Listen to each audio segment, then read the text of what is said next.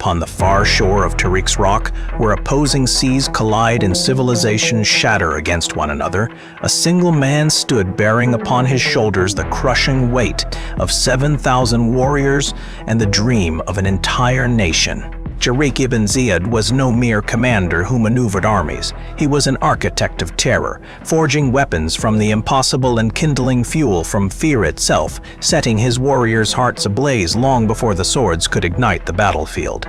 In the year 92 of the Hijra, a handful of vessels carved through the churning waves of a strait that would forever bear its commander's name, carrying within their dark hulls the finest Berber and Arab warriors toward a vast and consuming unknown. From the distant shore, Al-Andalus appeared as a fog-shrouded dream, an ancient Visigothic kingdom governed by Roderick the Tyrant, who had led his own people through oppression and blinded his own judgment through arrogance until he personally forged his own destruction.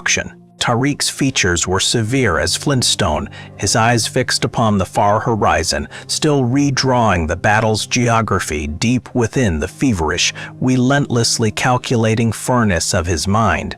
Tariq carried with him no mere balance of probabilities. He carried an unshakable creed and a rare military genius that transformed every obstacle into opportunity and every apparent weakness into a concealed and devastating weapon. It is recounted that terror preceded Tariq's name to cities before his armies ever reached them, as though the wind itself carried news of a commander whom God was fashioning for a mission apportioned to none but him alone. The rock bearing his name stands as an eternal sentinel above the strait that divided two civilizations, and when his soldiers' boots first pressed into European earth, the full crushing weight of all history descended upon one man's shoulders. With Tariq came no army that inspired dread through numbers alone. He carried something far greater than numbers, an absolute certainty that defeat was no available option, and a faith that made death in battle an honor rather than a calamity.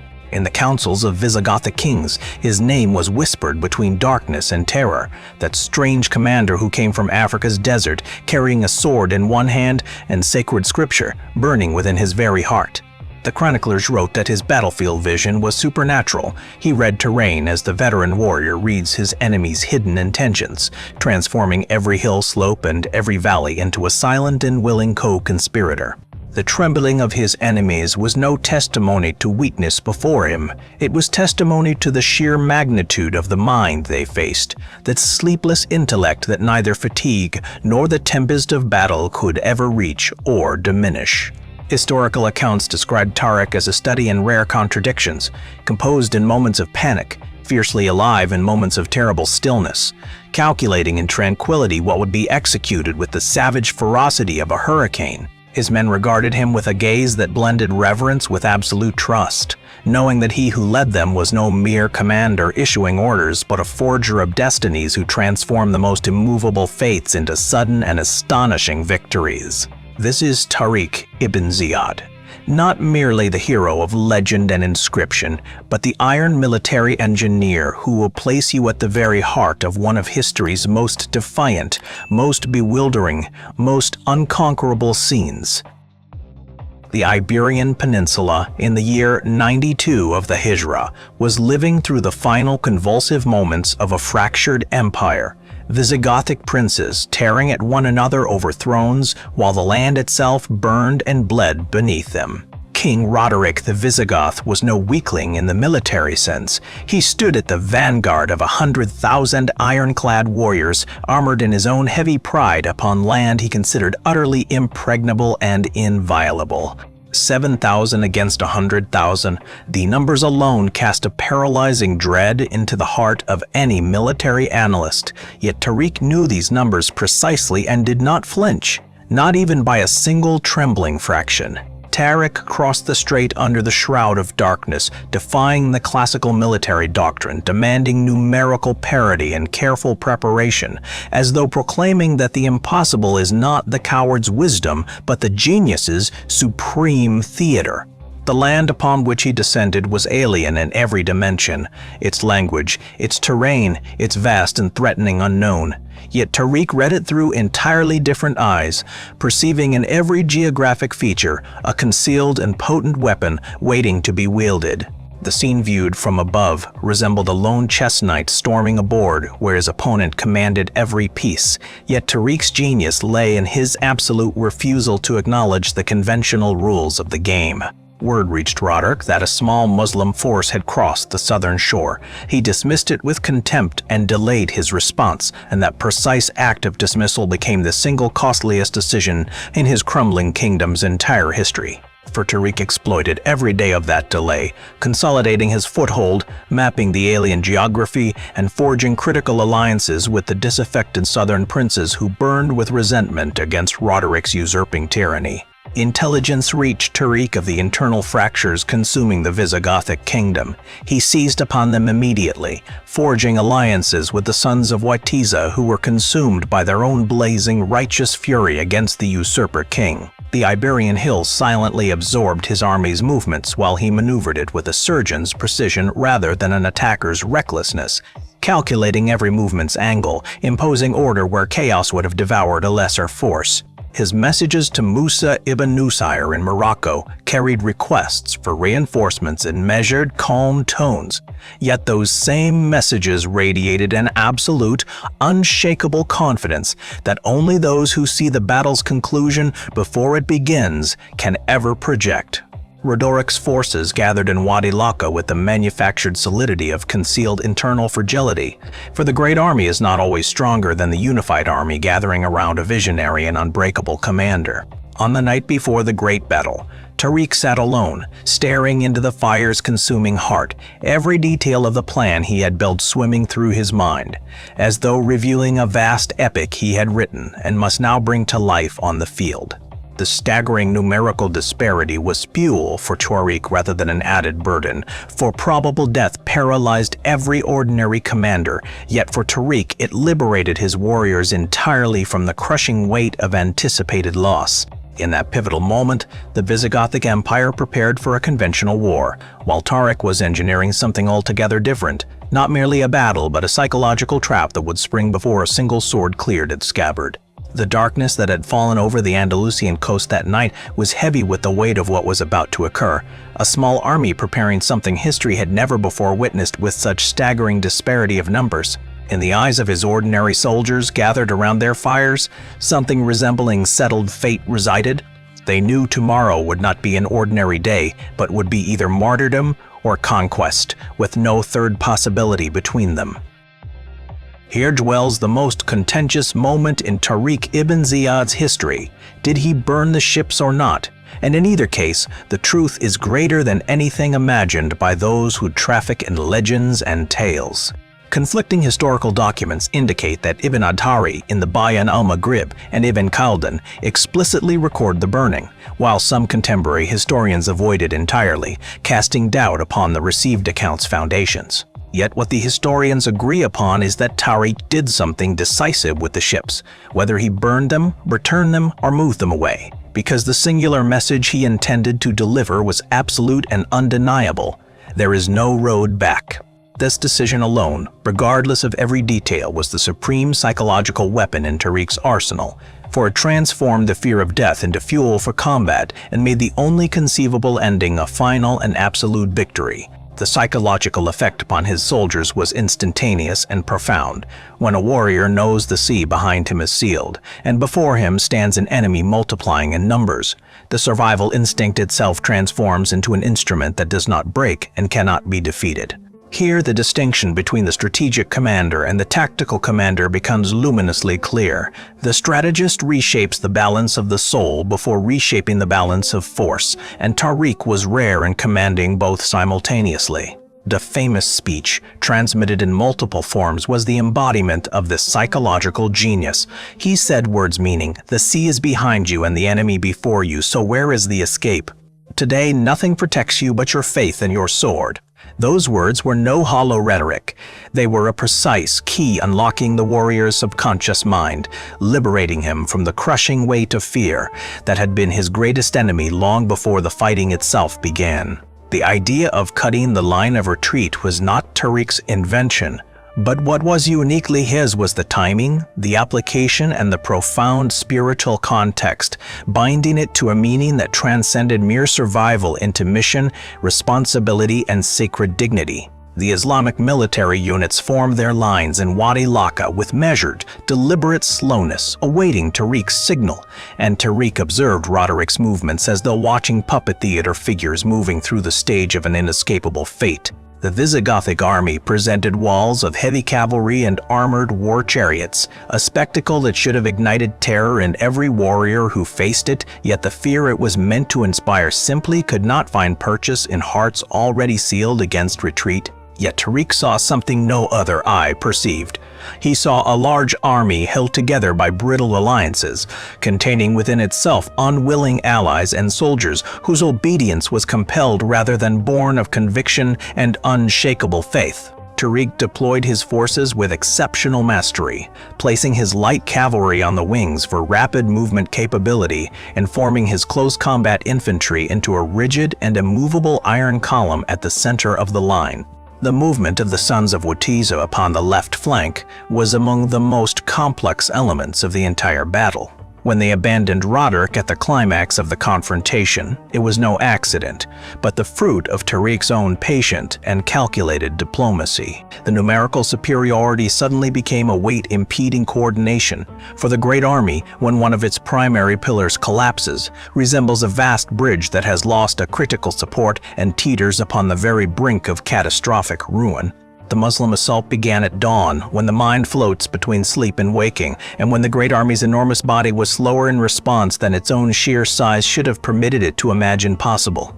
The battle cries ascending from the Muslim ranks were a devastating psychological weapon before a single flame was kindled, filling the air with a densely concentrated spiritual presence that shattered the Visigothic warrior's faith in his own victory. Tariq thrust himself personally into the battle's vanguard at a decisive moment, and his visible presence there was an immediate injection of pure courage directly into the veins of every warrior who saw him and drew strength from his proximity. The wings moved with a speed that astounded the Visigothic field commander, the Muslims encircling specific formations and isolating them from their supply lines before the terrible alliance of swords and iron faith consumed them entirely.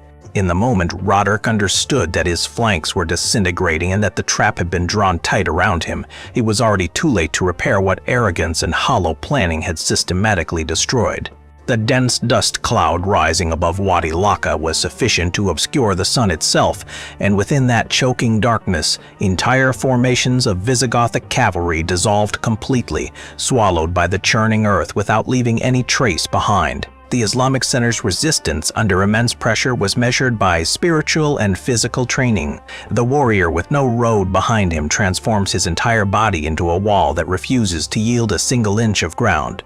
The collapse on the left flank opened a wound in the vast Visigothic defensive wall, and Tariq immediately exploited it with an enveloping movement, transforming that wound into a mortal gash consuming the Empire's entire living body. The battlefield that was supposed to be decided in favor of the numerically superior became testimony that the spiritually superior and the more precisely planned are those who ultimately write history's final and enduring verdict. Roderick, enthroned upon his royal chariot, wrapped in imperial purple, understood in those final moments that he faced not merely a small army, but military theories animated by human feet, moving with terrible and sovereign purpose. The chaos that swept through the Visigothic ranks when the flank collapsed was no sudden accident. It was the result of the precise psychological architecture Tariq had been constructing from the very first moment he drew his initial strategic lines. The collapse expanded until it reached the Visigothic center, formations shattering like sand structures before a sweeping tide, and what had been ordered conventional warfare rapidly became a savage and unrelenting pursuit without mercy or end. The precise details of Roderick's fate remain obscured. Whether drowned in a river or felled by a Muslim sword, history has veiled the particulars. Yet what is incontestable is that the empire died with him on that day, utterly and completely. The Visigothic banners broke, and the spears that had carried them fell, and heavy silence descended over Wadi Laka, like the silence of death, proclaiming the end of one era and the birth of another upon its shattered and smoking ruins. The victory Tariq had forged, did not merely alter the maps of political geography, it altered the entire course of a civilizational river that would have flowed in an entirely different direction had the battle ended with any other outcome. The small army's collective memory will forever stand, deep within the choking dust, watching the enemy dissolve and collapse in every direction simultaneously, carried in the blood of every soul who would later walk in its shadow. Wadi Laka in the July of the year 92 was a theater of brutal Iberian summer, the earth cracking and desiccating, stones blazing with heat, and the air hanging thick and motionless with the mingled scent of blood and choking, suffocating dust. The collision of the two forces rang out with a ferocity unprecedented in that era's annals, the sound of impact resembling raging seas breaking upon an immovable rock, yet this time the rock was Tariq's army, not Roderic's imperial mass. The Muslim warrior's advantage lay in his agility, his flexibility, and his existential awareness that he was fighting a battle of pure survival with no available alternative. This spiritual energy equaled entire battalions of mercenary force. The Islamic maneuvers overwhelmed the Visigothic rigidity. While the Visigothic army attempted to break through with direct brute force, Tariq hollowed it from within like a patient woodworm consuming the hardest oak from the inside outward. The broken flank strikes sent waves of disorientation rippling through the Visigothic ranks. For disorientation in great armies is more lethal than any bullet, striking simultaneously at coordination and paralyzing the entire integrated system. Roderick attempted to re-establish control over the battle, yet control had already evaporated like water above naked flame. And in that empty void the chaos left behind, Tariq discovered his golden and irreplaceable window of opportunity. In the moment the Visigothic banners scattered and their army's order unraveled, Tariq understood the battle was over. Yet the conquest had not yet begun, and this precise distinction was the masterful centerpiece of his entire strategic genius. He did not pause for celebration or recovery, he channeled the battle's momentum directly into the wheel of advancing conquest, understanding that history's great opportunities do not wait for those who pause to rest. His soldiers spread like wind across Al-Andalus. Cordoba and Seville and Malaga and Granada fell in succession, not because their resistance was feeble, but because Wadi Laka had shattered the Visigothic system's very soul. The battle's 7 days were transformed into weeks of relentless advance. Tariq operated on the theory that pausing gives the enemy time to regroup or reorganize, and that stopping is therefore always the true and final defeat. Al-Andalus's cities fell with the logic of inevitable dominoes, and Tariq offered history the unforgettable portrait of a commander transforming from a single battle's victor into the master engineer of an entire civilizational transformation. The enduring Islamic presence upon Andalusian soil began on that day, carrying within its very genes the audacity of the commander who chose the hardest possible road, understanding that the easier road always leads to the easier and more humiliating defeat. What Tariq ibn Ziyad achieved in Wadi Laka is not measured solely by the cities that fell before him. It is measured by what he proved, that the genius of leadership is greater than any numerical superiority of force.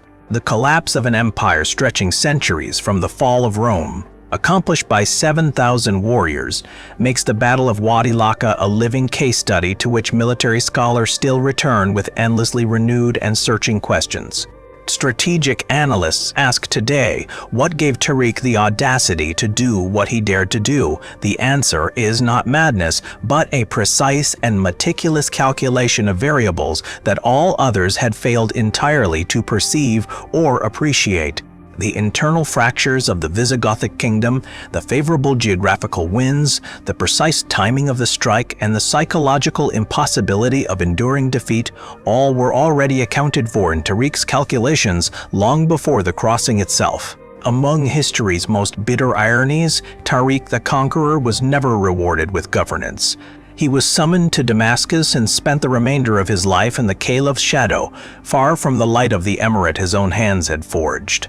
Yet fate carved his name into a rock that no storm can erase. The mountain from whose shores he crossed carried his name into eternity, and every soul who speaks the strait's name speaks simultaneously of that historic adventure's blinding flame. His deepest military legacy lies not in the territories beneath which he planted his standard, but in the doctrine he embodied that cutting the line of retreat is not madness, but the highest degree of strategic calculation when all its conditions have been met.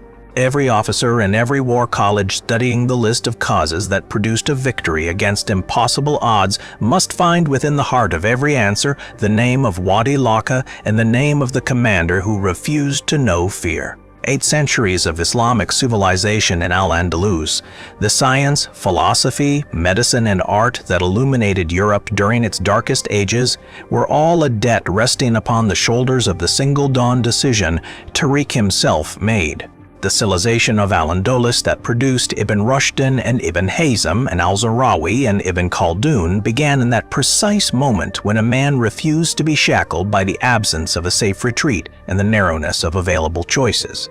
The historical memory preserves Tariq in its final and definitive portrait not as a fortunate commander, but as a rare and singular personality capable of transforming doubt into iron resolve and terrifying numbers into a challenge that ignites rather than extinguishes the will. In the classical Islamic military thought, whenever scholars search for the meaning of qualitative superiority over quantitative mass and the meaning of deploying spiritual morale as a force that perpetually rebalances every equation, Tariq remains the supreme example.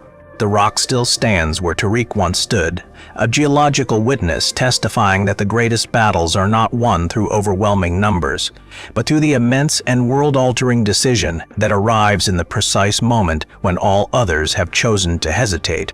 Every soul who hears Tariq's story today comes to understand that what most often impedes them is not scarcity of resources. It is the existence of an escape route that robs them of the grace of absolute resolve that forges true greatness. Tariq ibn Ziyad, the man who burned the road of return so that his warriors could find no path but forward, and history found itself compelled to open its great gates to him with both hands wide open.